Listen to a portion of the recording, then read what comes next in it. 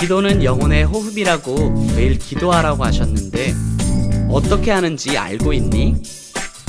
밥 먹을 때, 공부할 때, 잠잘 때, 그리고 외로울 때.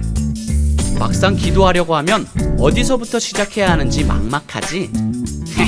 요, 내가 알려줄게. 먼저 너의 왼손을 앞으로 쫙쫙 펼쳐봐. 엄지손가락부터 차례대로 하나님을 찬양하고 불러. 하나님께 감사. 하나님께 죄를 회개. 하나님께 너의 이야기를 해봐. 예수님의 이름으로 맞춰봐. 이것이 바로 기도야. 영혼의 호흡인 거야. 숨 쉬지 않으면 사람이 죽는 것처럼 기도하지 않으면 내 영이 곤란해질 테니 기도해야 하는 것을 잊지 마. 기도를 어떻게 해야 하는지 이제 알겠지? 응? 그런데 아직 응답이 없어서 조급하다고? 걱정하지 마. 주님은 너의 모든 기도를 듣고 계셔. 주님이 좋아하시는 다른 기도의 모습을 한번 배워볼까? 요, 내가 알려줄게. 이제 너의 오른손 앞으로 쫙쫙 펼쳐봐. 엄지손가락부터 차례대로 너의 죄를 주님께 고백해. 구체적으로 기도해. 끝까지 인내하며 기도해. 내 욕심을 모두 버리고 기도해. 시간을 정해놓고 기도해. 이것이 바른 기도야. Yes or no or wait. 응답이 빠르지 않다고 조급하지 마. 하나님은 반드시 응답하신다. 너의 모든 기도 듣고 계신다. 기도는 어려운 게 아니야. 열 손가락 기억하지? 기억이 안 날 땐 이 손가락을 기억해. 무엇보다 마지막에 말씀을 듣도록 하겠습니다. 따라해볼까요? 찬송하며 삽시다. 찬송하며 삽시다. 네. 다시 한번 찬송하며 삽시다. 찬송하며 삽시다. 우리 옆에 분들에게 찬송하면서 살자고요. 한마디만 좀 해주셨으면 좋겠어요. 우리 어린 친구들에게도 얘기해 주시면. 네. 찬송하며 살자고요. 네. 저희 할머님께서 제일 잘하셨던 것 중에 하나가 이 흥얼거림이세요. 종종 우리 김학의 권사님은 아마 못 들으셨을 텐데 저희 할머님께서는 늦게 예수님을 만난 분이었어요. 그런데 저희 할머님께서는 성경책을 어떻게 읽는다고 하셨죠? 불경 읽듯이 읽으셔요. 그래서 오늘 말씀을 굳이 제가 재연해 드리자면 이렇게 드립니다.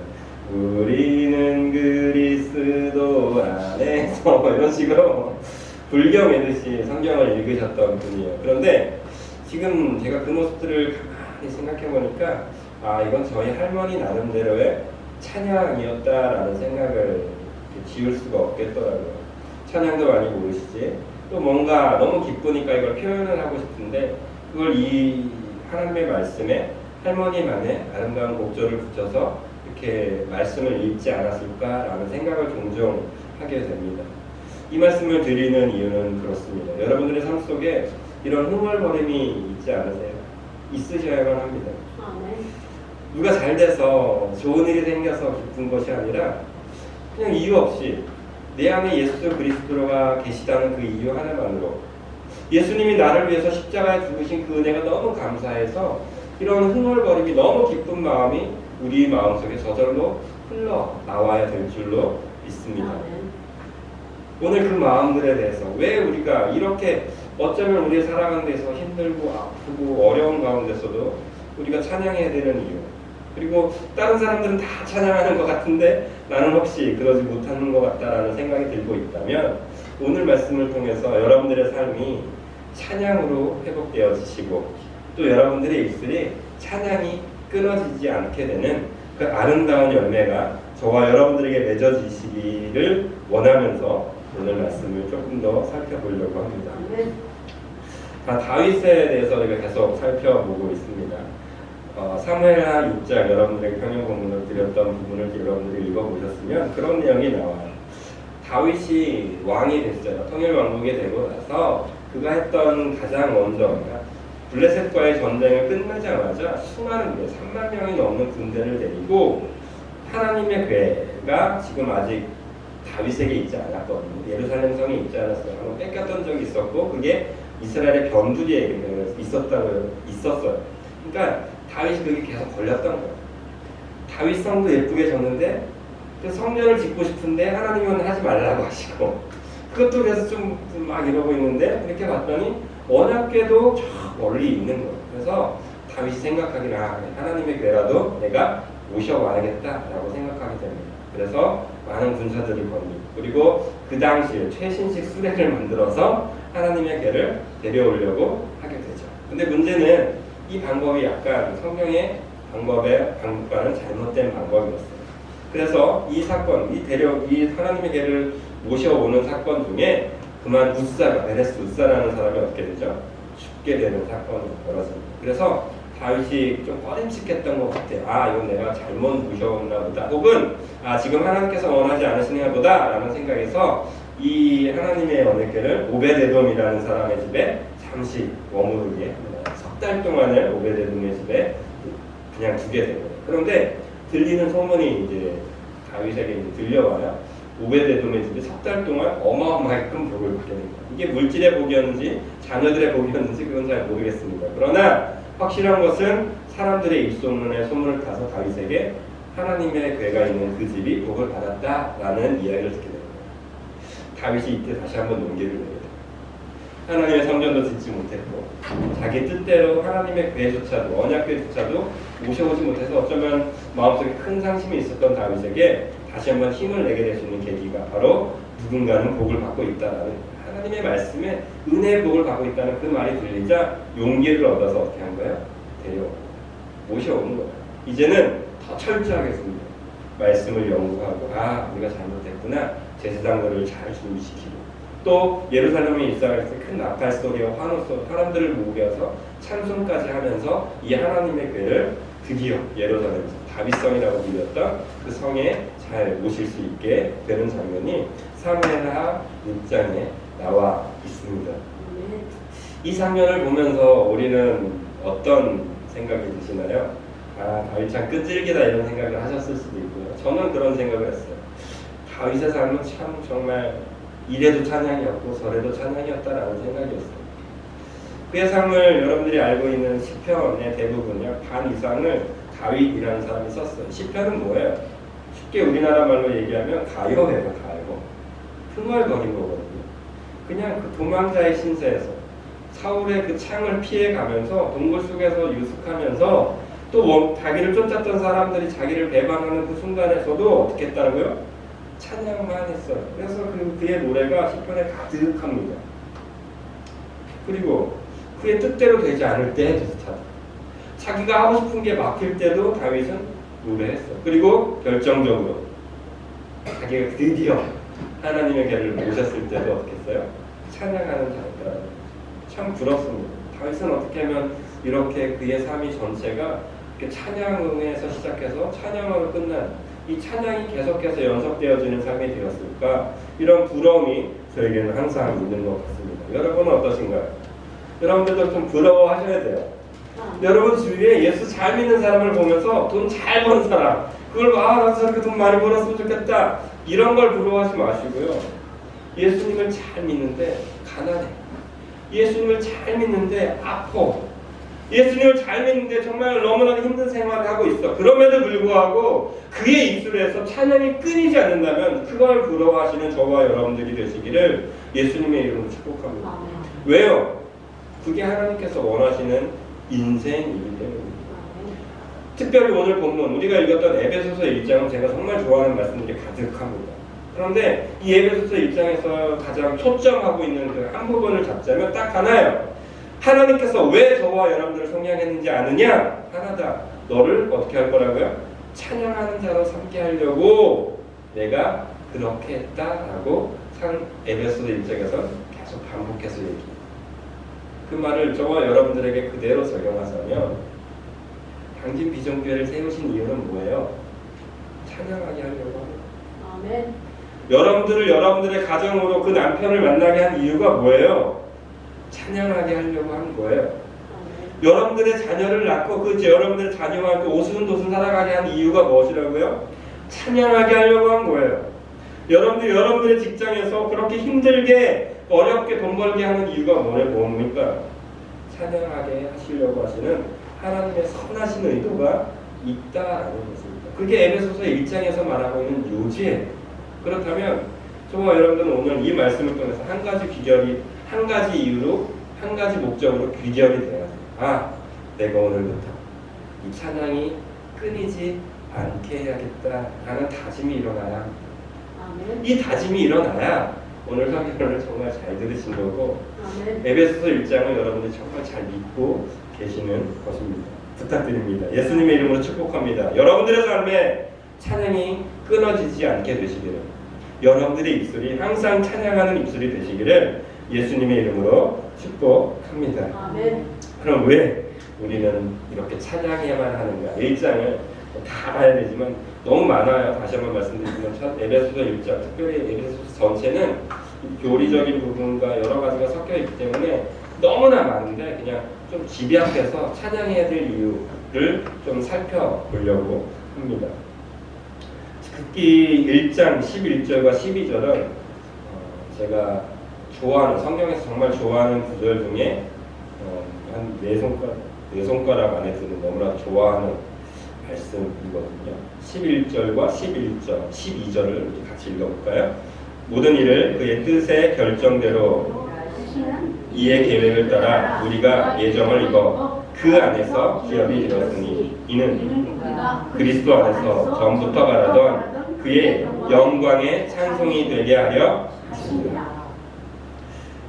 이 말씀이 저와 여러분들의 평생의 제목이 되시, 기도 제목, 아니 삶의 목적이 되셨으면 좋겠습니다. 하나님께서 여러분들을 분명히 택정하셨고요, 예정하셨어요.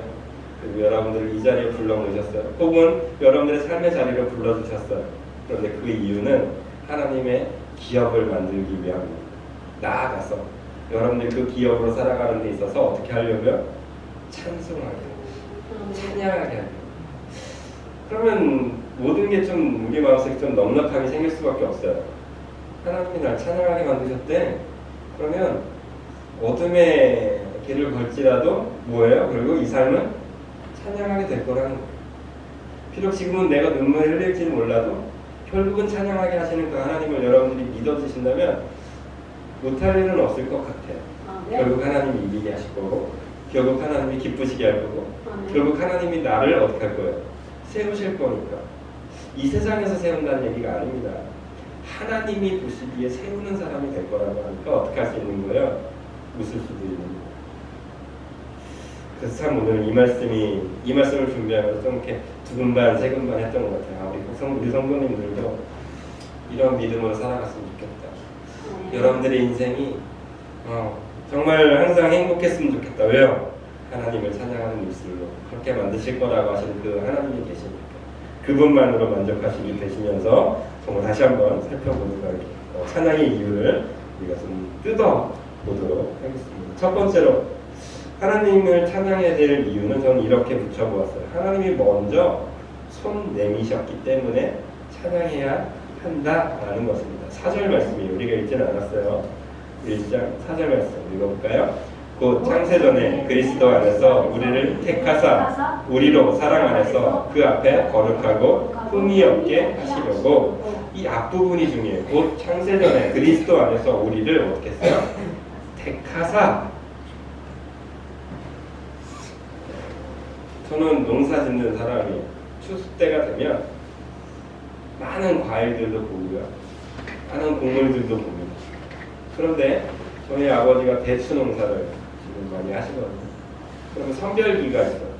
이렇게 기계가 이렇게 빙 돌아가요. 되게 긴 기계가 이렇게 쭉 그럼 대추를 이렇게 쏟아요. 쏟으면 얘가 준 라인을 따라 쭉 가요. 그럼 이게 막 흔들리거든요. 근데 그 라인 안에 구멍이 뚫려 있어요. 구멍이 뚫려 있어서 큰 것들이 들어가는 자리, 작은 것들이 들어가는 자리, 그 제일 끝에는 쓸데없는 것들이 나오는 자리예요. 선별하는 거예요. 좋은 것, 중간 것, 조금 나쁜 것. 그리고 여기서 또 더 이제 물에도 띄워서 뜨는 것들은 생대추로 나가지 못하는, 또 진짜 나쁜 것들이 이제 말려서밖에 팔 수 없는, 이렇게 선별 작업을 하거든요. 이 선별 작업은 어떻게 되는 거죠? 결과물이에요.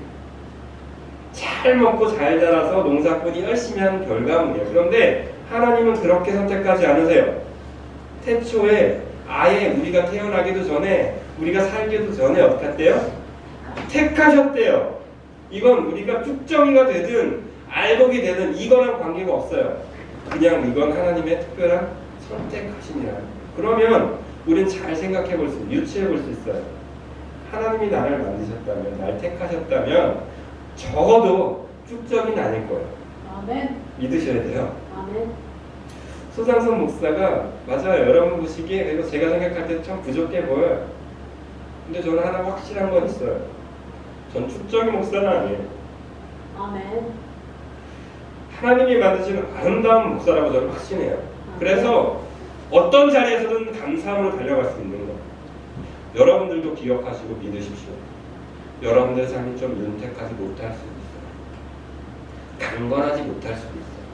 세상 사람들 보기에는 조금 손가락질 받을 만한 모습일 수도 있어요. 그러나 하나님이 여러분들을 택하셨을 때는 분명한 이유가 있고, 하나님이 택하셨으니까 결코 망하지도 않을 거고요. 잘못되지도 않을 거라는 확신을 가지시고 아멘. 살아가시는 우리 모두가 되시기를 예수님의 이름으로 축복합니다. 아멘. 어떤 이들은 종종 얘기해요. 나는 부모님이 키우는 것이 아니라고.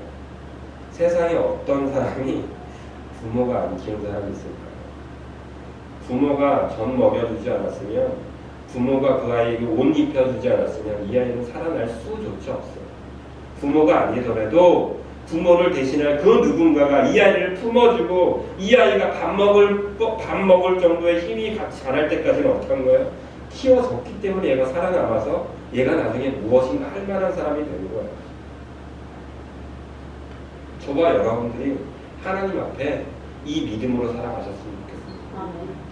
우리가 살아가는, 지금 여러분들의 모습 보면서 내가 이만큼 살아왔는데 내가 얼마나 노력했는지 알아. 물론 수고했죠. 노력했죠. 알아요. 그런데 여러분 생각하셔야 돼요. 하나님이 여러분들의 손을 이만큼 잡아주지 않으셨으면, 하나님이 여러분들을 잡아주지 않으셨으면 여러분들은 지금 이 자리에 없어요. 저 바깥에서 예수를 욕하는 사람이거나 어쩌면 하나님을 알지도 못하고 그 지옥 형벌을 받을 수밖에 없는 그런 존재였어요. 그런데 하나님이 어떻게 하신 거예요? 특별히 예정하셔서 저와 여러분들을 택해 주셨어요. 얼마나 감사해요. 전 그 농산물 이걸 지나갈 때 이렇게 돋고 지나갈 때 제일 많이 쭉쭉장이 툭툭 떨어지는 걔네를 볼 때마다 그런 생각해. 아유, 쟤는 똑같이 햇볕 보고 똑같이 영향을 공급 받았는데 왜 쟤는 저쪽으로 떨어졌을까? 그래서 다시 거름이 될 수밖에 없는, 제대로 사람들에게 인정도 못 받는 그런 삶으로 전락하고 말았을까? 참 안타까워요. 그런데 우리는 감사하잖아요. 적어도 우리 그쪽으로 떨어질 일은 없어요. 아멘. 애초에 우리는 선별되어 있기 때문에 이미 너는 최상급이라고 하나님께서 때로 떼어놓으셨기 때문에 우린 그럴 일이 없어요. 얼마나 감사해요. 참 정말 그래서 흐뭇할 때가 종종 있어요. 그냥 미친 사람처럼 이렇게 웃을 때가 있어. 아, 그치, 나는 적어도 그 정도는 아니니까 행복해. 저와 여러분들이 이 사실을 좀 생각하시면서 좀 미쳐 보일지라도 흐뭇하게 하나님을 찬양하는 입술이 되시기를 예수님의 이름으로 축복합니다. 5절도 한번 좀 볼게요. 5절 말씀. 그 기쁘신 뜻대로 우리를 어떻게 했어요? 예정하사 예수 그리스도로 말미암아 자기의 아들들이 되게 하셨습니다. 그 기쁘신 뜻대로 우리를 어떻게 했어요? 예정하셨어요. 저와 여러분들을 바라볼 때 얼마나 기뻤는지 그 기쁘신 하나님을 우리가 좀 생각하시고 바라보시면서 찬양하는 입술들이 되시기를, 찬양의 이유를 발견하게 되시기를 예수님의 이름으로 축복드립니다. 자, 둘째로 우리가 찬양해야 되는 이유, 그것은 우리의 입술을 가지시고 하나님은 찬송받고 싶어 하시는 하나님이기에, 우리의 입술을 통해서 하나님이 찬송받고 싶어 하시기에 우리는 어떻게 해야 돼요? 찬양하는 사람이 되어야 한다라는 것입니다. 6절 말씀 볼까요? 6절 같이 볼까요? 이는 그가 사랑하시는 자 안에서 우리에게 거저 주시는 바 그의 은혜의 영광을 뭐래요? 찬송하게 하려는 것이라. 이제 쭉쭉쭉 나와서 14절 말씀 제일 뒷부분에도 그의 영광을 어떻게 해요? 찬송하게 하려 하시니라. 아멘. 에베소서 1장의 결론은 결국은 하나님께서 찬송하게 하려고 이 모든 일들을 했다라는 것으로 귀결돼요.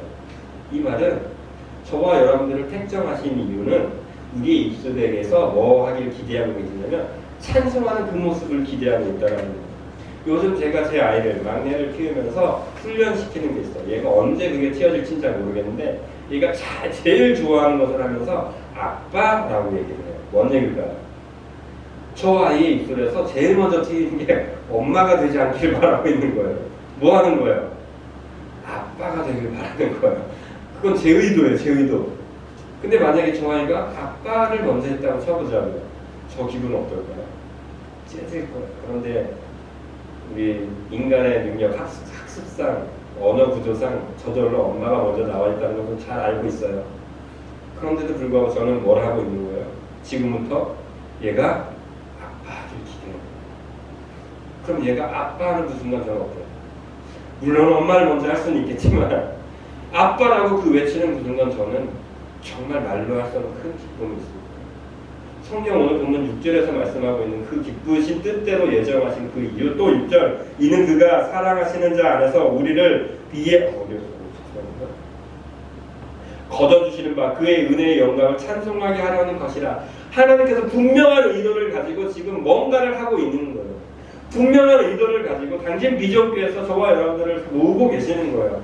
분명한 의도를 가지고 여러분들의 가정에서 계속 뭔가를 지금 기대하고 계시는 거예요. 근데 그게 뭐라고요? 찬송하는 입술이라고요. 그러니까 우리가 한마디 하면 하나님은 어떻게 하는 거예요? 짜릿하시. 만약 저 아이가 제 의도를 알고 혹시라도 아빠라고 지금 한다면 저는 어떨까요? 난리 나겠죠. 너무 행복하겠죠. 왜 저와 여러분들의 입술이 하나님을 찬양해야 되냐면 하나님은 지금 그것을 기대하고 있기 때문에. 두 손 모아서 장사가 조금만 더 찬양해줘. 조금만 더 찬양하면 안 돼? 여러분들이 눈물을 흘릴 때 너무나 괴롭고 힘들 때 같이 눈물을 흘리고 계시지만 누구야? 그래도 네가 찬양해줬으면 좋겠어. 그래도 너는 너의 입술을 가지고 나를 찬양하길 원해. 그렇게 지금 하나님은 6절을 통해서 우리에게 이해하고 계십니다. 그렇다면 뭐 할 수 있어요? 환물해줄 수 있잖아요. 그거 못해요? 여러분들이 연애하실 때 여러분들의 남편이 그렇게 듣고 싶어하는 게 뭐예요? 사랑해라는 그 단 단어 아니었어요? 남편이 여러분들에게 정말 듣고 싶어하는 그 얘기 여러분 한마디 해줬잖아요. 옛다 하면서 던져줬잖아요. 그럼 그 남편은 어땠어요? 너무나 행복해하잖아요. 너무나 듣고 싶었던 말이에요. 하물며 우리를 만드시고 우리를 예정하시고 택하셨던 기쁘신 뜻대로 행하시는 그 하나님이 지금 저와 여러분들에게 뭘 기대하신다고요? 찬양하는 걸 기대하고 계신다. 그럼 뭐 할 수 있어요? 그거 못하냐고요. 사랑하는 당신 비전교 성도 여러분, 여러분들의 삶의 현장에서 이렇게 예배 드릴 때도 찬양하는 게 좋지만 여러분들 삶 속에서 하나님의 찬양을 받고 싶어 하신다는 마음이 들면 멈추지 마십시오. 주저하지 마십시오. 그리고 그냥 찬양하십시오. 그것이 하나님께서 저와 여러분들에게 기대하시고 기다리시는 하나님의 마음인 줄로 믿습니다. 그러므로 우리는 찬양해야 합니다. 세 번째로 저와 여러분들이 찬양해야 되는 이유는 하나님이 저와 여러분들을 기업으로 삼아주셨기 때문입니다. 이게 기업이라는 단어는 이 본문을 제가 잡을 때마다 자주 말씀을 드려요. 하나님께서 저와 여러분들을 기업 삼아 주셨습니다. 믿으셨으면 좋겠습니다. 아니, 믿으셔야 합니다. 하나님이 저와 여러분들을 기업 삼아 주셨다는 게 크게 세 가지로 너무나 되게 크고 놀라운 거예요.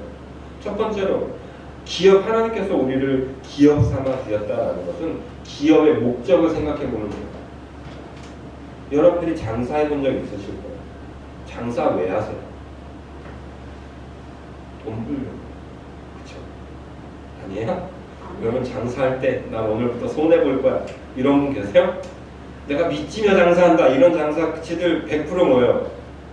그건 거짓말이에요. 장사꾼이 손해보면서 팔면 장사꾼이 아닌 거예요. 그때부터는 뭐예요? 그건 사업가가 아니고 자선사업가인 거예요. 장사꾼은 장사해서 뭐 하려고 하는 거예요? 이윤을 남기려고 장사하는 이게 당연한 거예요. 하나님께서 저와 여러분들 기업 삼아 주셨어요. 기업의 목적은 이윤을 남기는 데 있어요. 하나님께서 저와 여러분들을 기업 삼아 주셨다는 얘기는 저와 여러분들에게 뭐 하겠다라는 거예요? 투자해서라도 뭐 하겠다라는 거예요? 본전 이상을 뽑겠다라는 거예요. 여러분들 이 땅에 보내셨어요? 예수님의 피로 여러분들을 값주고 사셨어요? 어떻게 하겠다라는 거예요? 예수님의 피값 이상을 뽑아내시려는 분명한 의도가 있다라는 거예요. 그럼 되게 감사해야 돼요. 저는 100원짜리밖에 안 돼도 하나님께서 이 100원짜리에 투자를 하시면 어떤 가치가 돼요? 100원 이상의 가치가 될 수 있는 거예요. 왜요? 투자가 들어왔어요. 쉽게 생각하시면 돼요. 삼성이라는 회사가 우리 당진 비전교회 투자하기로 생각해 보자고요. 그러면 삼성이라는 회사가 미치지 않고서는 우리 당진 비전교회 투자 안 해요. 그래서 거기서 개발팀이 있을 거고 또 투자팀이 있을 거고 또 조사하는 사람들도 수백 명, 수천 명일 거예요. 이 사람들이 어떻게 할 거예요? 투자 가치를 판단할 거예요. 그리고 나서 어떻게 할 거죠? 투자하기로 작정한 기업이란 그런 거예요. 하나님께서 저와 여러분들을 기업 삼아 주셨다는 것의 의미는 저와 여러분들에게 충분히 뽑아낼 무언가가 있다라고 하나님께서 판단하신 거예요. 그러므로 우리는 우리의 삶 속에 난 이거밖에 안 돼 라고 할 필요가 없어요. 왜요? 하나님은 더 큰 기대를 하고 저와 여러분들을 어떻게 했기 때문에요? 기업 삼아 주셨기 때문입니다. 바로 하나님이 나를 기업 삼아 주신 것에 대해서 우리는 되게 감사하셔야 합니다. 또 하나님께서 우리를 기업 삼아 주신 이유는 기업에는 분명한 목적이 있습니다. 장사꾼에는 기업에는 첫 번째 가치는 이윤이에요. 그런데 기업이 이윤만 쫓아가면 어떻게 될까요? 그 기업은 결국 망해요. 네. 사람을 상대하기 때문에 사람들은 더 보다 큰 가치가 있어야지 그 기업 윤리에 따라서 모이게 되어 있습니다. 장사꾼은 조금밖에 안 되는 졸부라고 하죠. 졸부들이 졸부로밖에 살 수 없는 이유는 뭔지 아세요? 돈의 가치만 있기 때문에. 근데 기업으로 더 큰 기업으로 성장할 수 있는 이유는 더 큰 가치를 포용하고 있기 때문에. 예를 들면 삼성이라는 회사에서 기업은 그냥 창출만 있지 않습니다. 어떤 걸까요? 전자제품을 가지고 어떤 가치일까요? 사람을 더 윤택하고 평안하고 아름답게 하려고 하는 삼성의 그 브랜드 가치가 있어요. 삼성을 사람들에게 그냥 돈만 거두려고 하는 이 이윤만 쫓는 기업이 아니라 거기는 뭐라고요? 사람을 조금 더 편하게 해주고 사람을 더 윤택하게 하시려고 하는 또 다른 가치를 가진 기업이 있기 때문에 이 기업은 더 큰 가치를 향해서 사람들이 모이게 되는 거예요. 저와 여러분들에게도 하나님께서 가지신 이 놀라운 가치가 있다. 우리의 가치는 어쩌면 돈만 쫓아요. 우리의 가치는 어쩌면 자녀들이 잘 되기만을 바라요. 우리의 가치는 어쩌면 내 주위에 내 이웃만을 바라보는 이것만 쫓아가고 있어요. 그런데 하나님은 우리의 가치, 우리의 기업 윤리에 더 큰 가치를 어떻게 하고 계시다는 거예요? 부여하고 있다라고 말씀하시는 거예요. 이래서 우리는 하나님이 나를 기업 삼아 주신 것에 대해서 되게 놀랍게 생각하셔야 돼요. 나 같은 게 그럴 만한 가치가 있을까? 맞아요. 저와 여러분들은 이걸 모르겠죠. 이 가치를 잘 모를 수가 있겠죠. 그런데 하나님이 그 가치를 부여하셔서 이 기업으로 삼아 주셨기 때문에 우리는 되게 놀랍게 그 기업 삼아 주신 것에 대해서 감사드려야만 합니다. 그 세 번째로 하나님께서 우리를 기업 삼아 주신 것에 대해서 감사하고 찬양해야 될 이유는 기업이 되면 누가 존재한다는 얘기일까요? 장사꾼이면 작은 사업은 뭐야? 한두 명이에요. 기업이 되면 이게 비대해지는 거거든요. 사원들이 생겼다는 얘기예요. 이게 수십 명, 수백 명, 많게 수천 명, 수만 명, 수십만 명이 이 기업에 속해 있어요. 이 기업이 돌아가기 위해서는 누구도 살아야 되는 거예요. 그 회사의 사원들도 살아야 된다. 하나님이 저와 여러분들을 기업 삼아 주셨잖아요. 그럼 내가 기업이니까 나와 관계된 사람들까지도 하나님께서 어떻게 하는 거예요? 살려주시는 거예요. 왜 하나님을 믿는 사람들 주위에 복을 받아요? 왜 하나님을 잘 믿는 사람이 있으면 그 마을이 복 받는 것처럼 느껴지세요? 하나님을 믿는 그 한 사람 때문에, 그 기업 때문에 누구까지 살아나는 거예요? 그 뿌리에 연결된 사람까지 다 살아나는 거예요. 삼성 하나가 살면 삼성만 사는 게 아니라 삼성과 상생하고 협동하는 수많은 사업자들이 살아날 수밖에 없는 거예요. 반대로 이 삼성이라는 회사가 망하면 어떻게 되는 거예요? 관계되는 모든 회사가 망해요. 협력업체가 다 망하는 거예요. 왜 그래서 우리가 기업 삼아주시는 것에 대해서 감사해야 돼요? 내가 하나님을 잘 믿으면 내 자녀가 잘 될 수밖에 없는 거예요. 이게 성경적인 바른 원리가 그거예요. 내 자녀가 잘 되라고 예수님 믿는 건 잘못된 거지만 내가 하나님을 잘 믿으면 저절로 내 주위가 받아줄 수밖에 없다는 거예요. 왜요? 내가 기업이니까. 내가 정말 튼실한 기업이 되니까 우리 주위가 저절로 복받게 돼 있다라는 거죠. 그러므로 우리는 내가 기업된 것에 대해서, 기업 삼아 주신 것에 대해서 감사하고 찬양해야 될 줄로 믿습니다. 결론적으로 우리는 그냥 찬양해야 돼요. 찬양이 끊이면 안 돼요. 나 같은 사람을 선택하신 것에 대해서도 감사해야 되고, 내 입술에 항상 기대하고 계시니까 하나님을 바라보면서 우리는 찬양해야 되고, 또 내가 기업됐다고 하니까 나 때문에 수많은 사람들이 살아나고, 또 우리의 가치가 이렇게 작은 가치로 끝나지 않을 거라는 걸 우리가 잘 알기 때문에 우리는 어떻게 할 수 있어요? 찬양할 수밖에 없는 인생이 된다라는 것입니다. 14절 말씀을 좀 결론으로 드리고 싶어요. 이는 우리 기업의 보증이 되사 그 얻으신 것을 속량하시고 그의 영광을 찬송하게 하려 하십니다. 이는 우리 기업의 뭐가 됐어요? 보증이 되었어요. 보증이 아시죠? 어떤 책임이 있는지. 혹 내가 실패해도 어떻게 하는 거예요? 그 보증은 책임지십니다. 저와 여러분들은 연약해서 넘어질 수 있어요. 저와 여러분들은 아파할 수 있어요. 잘못될 수도 있어요. 그런데 보증인이 있어요. 연대보증.